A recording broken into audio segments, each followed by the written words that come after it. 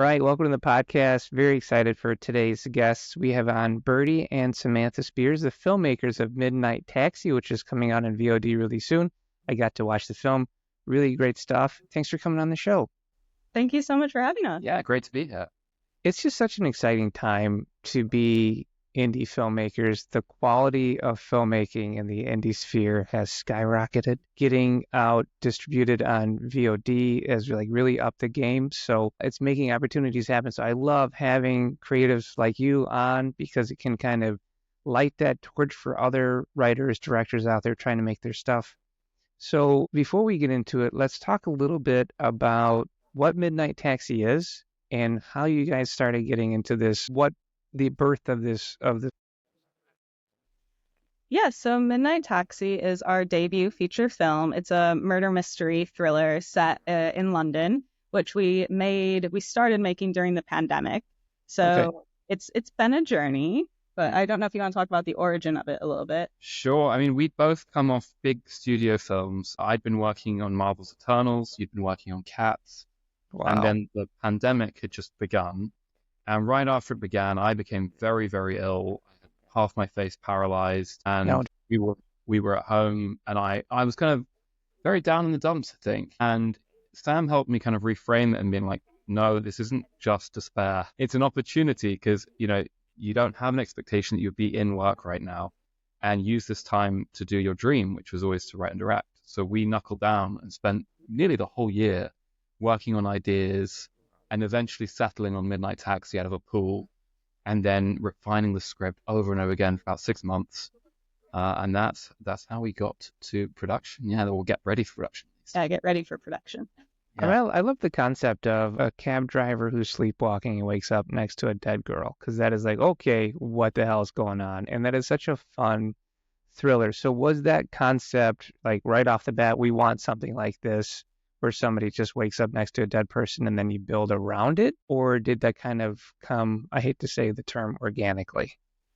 I think so. Writing the film, we knew very early on that'd be a cab driver. Our first instinct of what we wanted was some night that was London. Bertie was drawn to the cab driver profession as just a world within a world of London, that you could be both visible and everywhere. When they're out at night, they're one of the few people around interacting with strangers at night. That's sort of high danger all the time.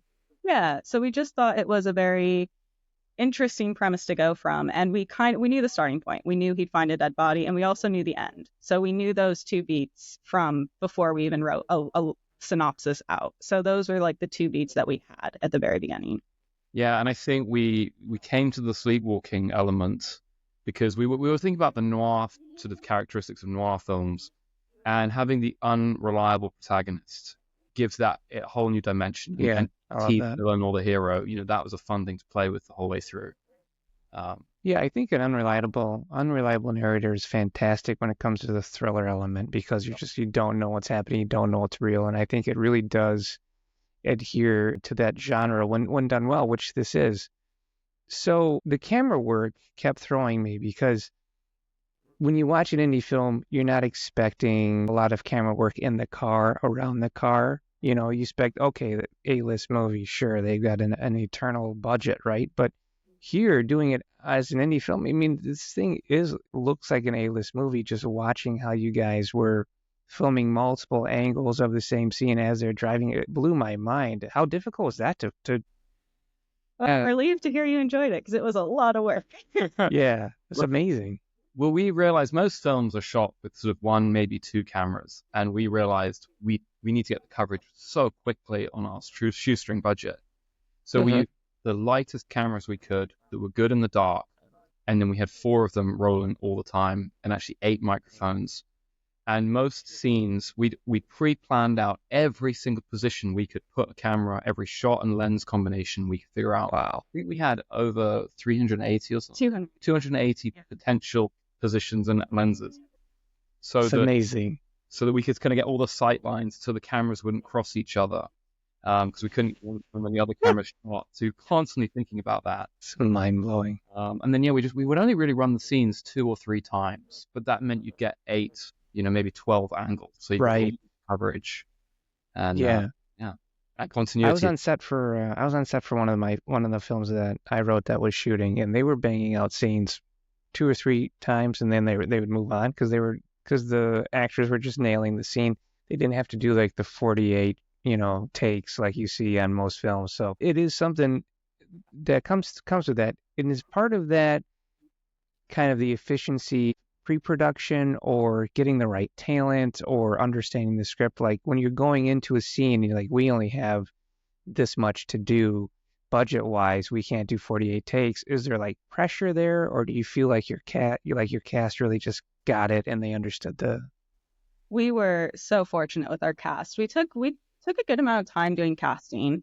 We had both the benefit of doing it virtually as well as a hindrance, but virtually meant that we could talk to people a lot longer. Yeah. We were just seeing things. So our cast were amazing, and we had one rehearsal day with kind of 3 of the main leads, socially distanced awkwardly during a hair and makeup test. Aside from that, like everybody, we worked with them virtually, and they came, they got it. We were so upfront from the beginning of, this is going to be the schedule, this is going to be the time. And everybody was immediately on board, and just everybody turned up. Yeah. And I think as well, our lead actor, Ladia Murua, he comes from, he's a fully trained actor, and he's done a lot of stage work. He played Hamlet, he's done some big roles. So he could memorize the whole script because he's in every scene in the film, and having That's that fantastic skill. Yeah, he's not learning just 2 pages. He learned the whole thing before we began. Wow. So he was really ready. So he was prepped. So the night shots are beautiful, and it's so crazy seeing empty streets in London. Was this because it was during the pandemic and you were taking advantage of it? Literally, yeah. We had in our minds, It's awesome. We just knew that the film had to be shot before, I think London reopened on April 16th, 2021. And we finished the driving scenes on April 15th. Yeah. Because we just knew the second it lifted, we were done for. And we would have been. Yeah. I mean, it's so, for anybody who's been to London, the streets are never empty, right? Yeah.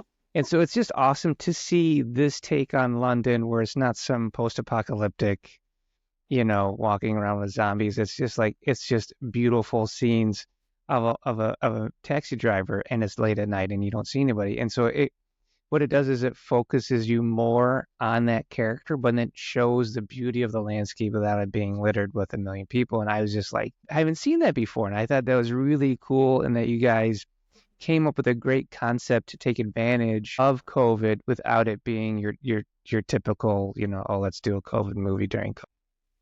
Yeah.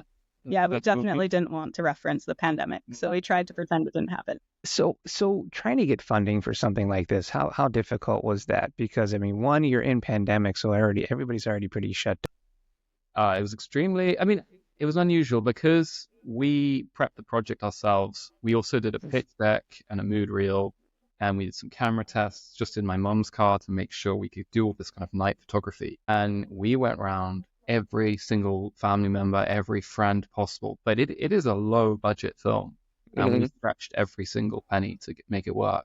But it's just private investors. There's no kind of big... Oh, yeah. Brilliant. Yeah. Yeah. Well, but that works. They believe in you. And obviously you took it seriously. This is a real project. This is maybe an indie film, but it looks like a big budget film, which is amazing. And I love that it's character centric.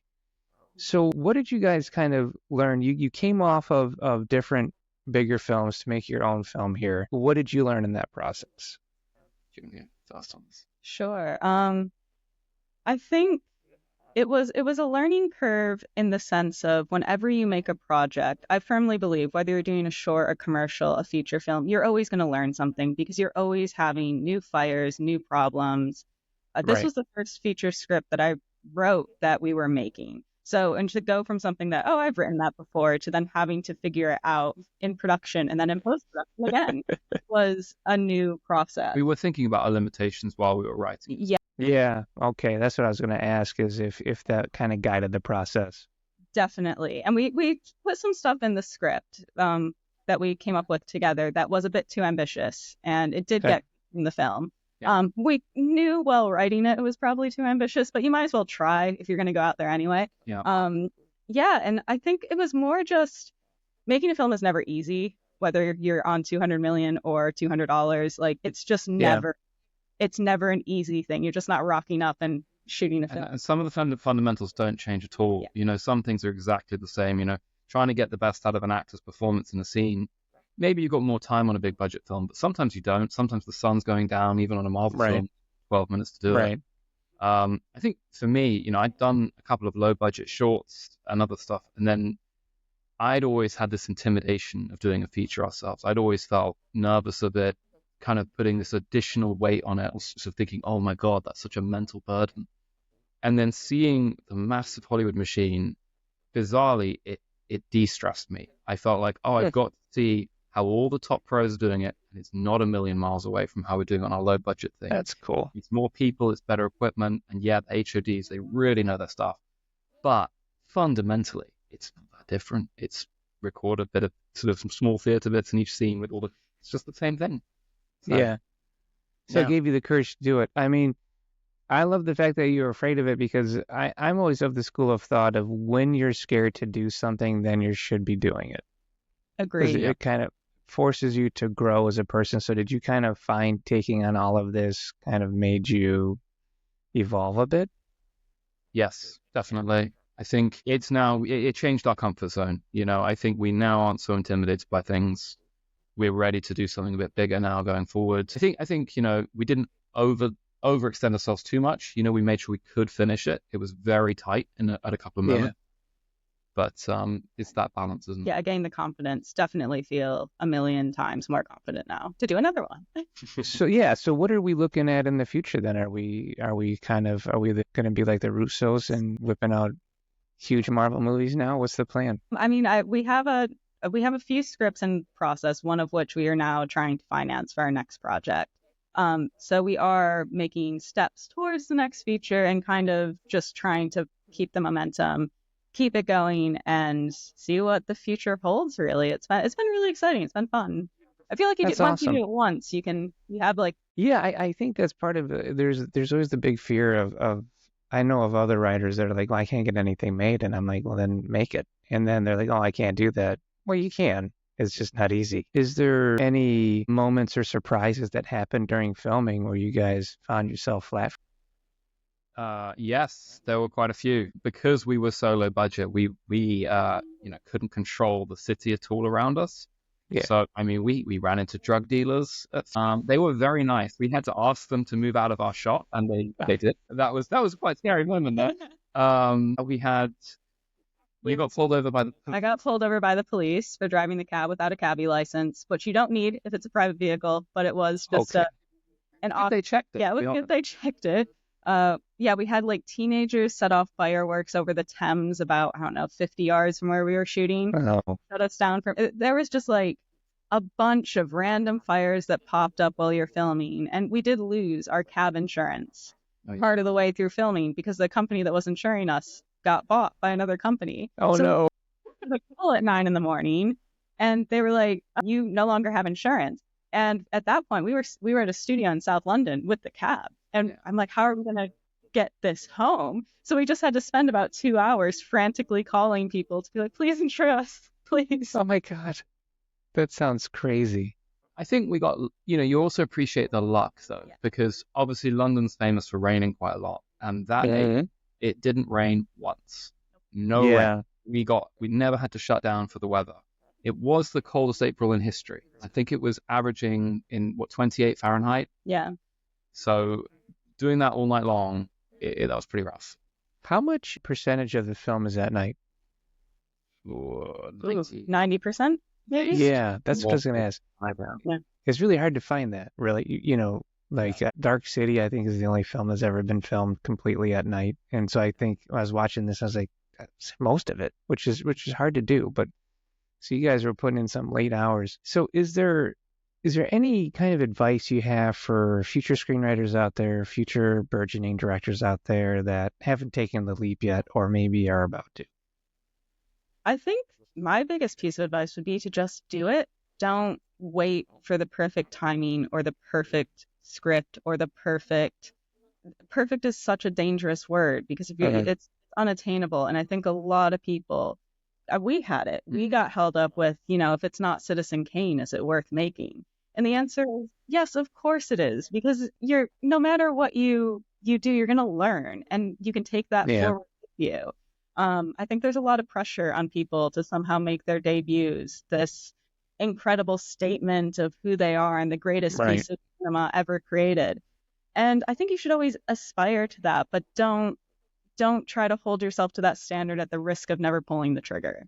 Yeah, I think I'd particularly been hung up on that problem. And I was always worried that whatever the first thing you do is, it's going to kind of hang around. People will always remember, oh, you sucked, so they never give you the next opportunity. And instead, what's happened since we finished the film, I mean, one, I hope the film doesn't suck, but two, the other people in the industry, they've been granting meetings with us. They've been taking us really seriously. So cool. And seeing their attitude shift is, in a way, the biggest validation we felt. It's amazing. So I think you've just got to put yourself out there. You're right. And don't fear failure. It's a step in the process. It's kind of like, in my mind, it's kind of like having a child. You're never ready to have a child. You don't know what this thing is going to do to your life, but you just know it's going to be great and difficult and amazing and tough. And so I kind of see filmmaking the same way. So it comes out on VOD, all the major channels like Prime and Apple. Yeah. Congratulations for Midnight Taxi.